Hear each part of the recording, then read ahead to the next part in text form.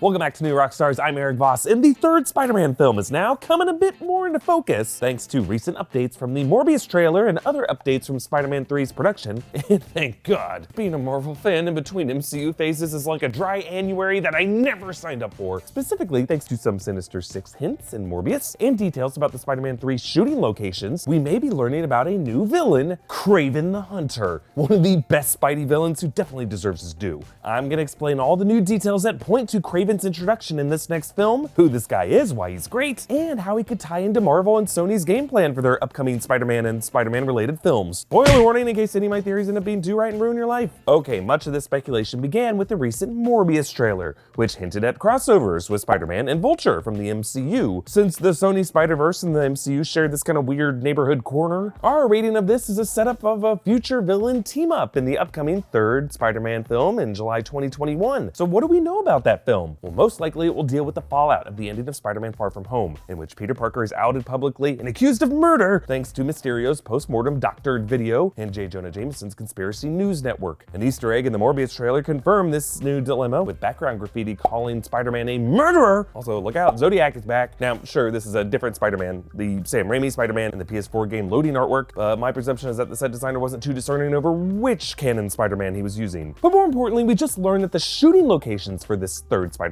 film will include Atlanta, Los Angeles, New York, and Iceland. Now, those first three make some sense. Atlanta's Pinewood Studios is the shooting location for most Marvel films. New York is where they get a lot of the exteriors for Peter's Queen's home neighborhood. LA is often the location for urban skylines, but with less fuss than those New Yorkers. That leaves Iceland as the mystery location of the four. Now, Iceland is no stranger to film productions. It served as a setting for movies like Batman Begins, Rogue One, and Thor: The Dark World. But one theory suggests that Iceland's frozen volcanic topography could be the ideal backdrop for Kraven the Hunter, a game hunter known for globetrotting in his pursuit of his big game. Or maybe Iceland could serve as a kind of geographic doppelganger for Kraven's homeland of Volgograd, Russia. Now sure, you could just call this wishful thinking by Kraven fans, but the director John Watts also mentioned Kraven as his ideal choice for a future villain. And set photos from the Morbius production have shown a catering truck with the name Kraven on it. And yeah, I got some thoughts on what this could mean, but first some backstory on Kraven as a character. He is Sergei Kravinoff, big game hunter, half-brother to the Spidey villain the Chameleon.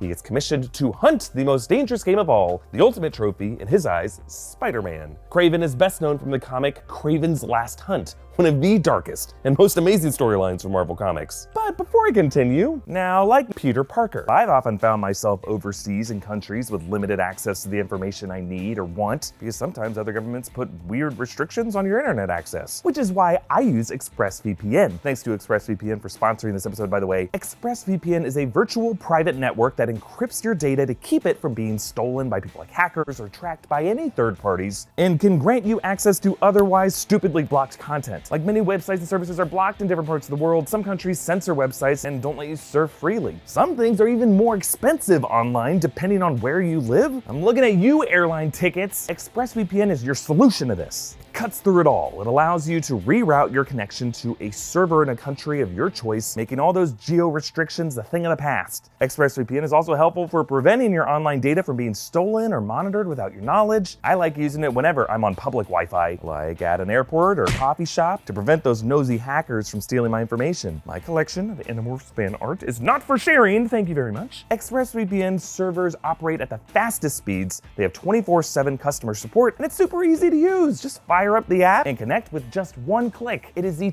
top-rated VPN provider, rated #1 by TechRadar, CNET, and many more. Find out how you can get 3 months free by clicking on the link in the description box below. expressvpn.com/newrockstars. Again, that's expressvpn.com/newrockstars. Okay, back to Kraven's Last Hunt. In the story, an older Kraven plots one final hunt to redeem his lifetime of lost honor after so many losses. He tracks down Spider-Man, he poison darts him, he shoots him, and then buries Spider-Man. And then he assumes Spider-Man's identity. He masquerades as web slinger. He saves MJ, but he's like way too violent about it. Then 2 weeks later, Peter crawls out of the grave and he fights Kraven, but Kraven doesn't fight back because he believes he has already defeated the Spider-Man. And considering his last hunt a success, he returns home, puts a rifle in his mouth, and offs himself into an open casket. Whoa, because I guess Frank Castle isn't the only Marvel character to listen to Metallica. Hold my breath as I wish for death. But could Could any version of this work its way into the upcoming third Spider-Man film? Well, last episode of Rogue Theory, we actually went into a bunch of different Sinister Six lineups, but here, right now, is my theory for how this could all come together. So, Spider-Man Far From Home left Peter Parker in a world of shit, publicly branded as a psychotic abuser of Iron Man's tech and a murderer of the martyred hero Mysterio, Quentin Beck, whose team of operatives is still very much at large. There's even some evidence to suggest Mysterio could still be alive. When verifying Beck's death, Peter stupidly didn't ask Edith, is he dead?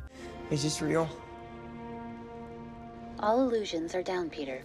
Didn't answer the question, Edith. It's also worth noting that Beck is a trained actor, gifted at gaslighting Peter with the timing of a professional sleight-of-hand magician, and that it's likely Quentin Beck isn't even his name, because had he given his real name to Nick Fury's operation, or even the Skrulls working for Fury, his name probably would have popped up as a disgruntled former Stark employee and not the transdimensional warrior he claimed to be. Whatever is left of Mysterio's operation is clearly in coordination with J. Jonah Jameson's DailyBugle.net. That's actually a real website you can visit right now to read about Jameson's paranoid ramblings, including some relating to extraterrestrial conspiracies. And those are pretty interesting to read when you consider that the Sony Spider-Verse included the character John Jameson, the Life Foundation astronaut who was killed by the Riot symbiote at the beginning of Venom, and, canonically, J. Jonah Jameson's son. So just imagine this grieving father raging against the establishment that he blames for covering up his son's death, blaming menaces like the Spider-Man and his Avenger buddies for exposing this planet to extraterrestrial threats, like the one that took his boy. Enter Mysterio, the devil who tricked the world into thinking he didn't exist, who assembles a team of gifted criminals who were antagonized by Spider-Man. We saw a brief team up between Adrian Toomes' Vulture and Matt Gargan's Scorpion in the Homecoming post-credit scene, and the Morbius trailer suggests that dog-ass alliance could be revisited. And remember, Bokeem Woodbine's Shocker is still at large. Perhaps he could bust him out. Now, there was also some speculation that Jared Harris's character in Morbius might be Doc Ock, but Harris recently debunked that theory. However, Venom 2 will feature Woody Harrelson as Cletus Cassidy, with the symbiote offshoot attaching to this homicidal maniac to become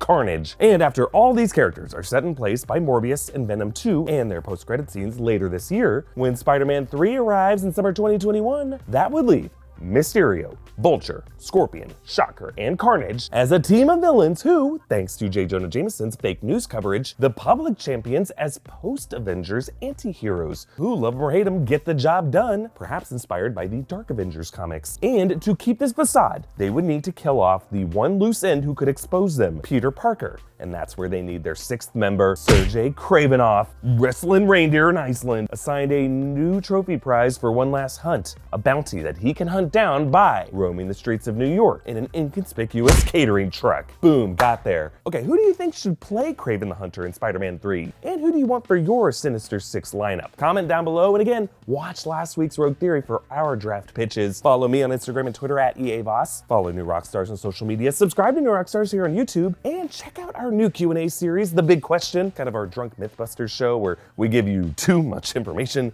Last episode, we looked into all the gross details of sex in the Star Wars universe. This week, how likely it is that your roommate is a Black Widow assassin trying to kill you. See you next time, maybe. Bye.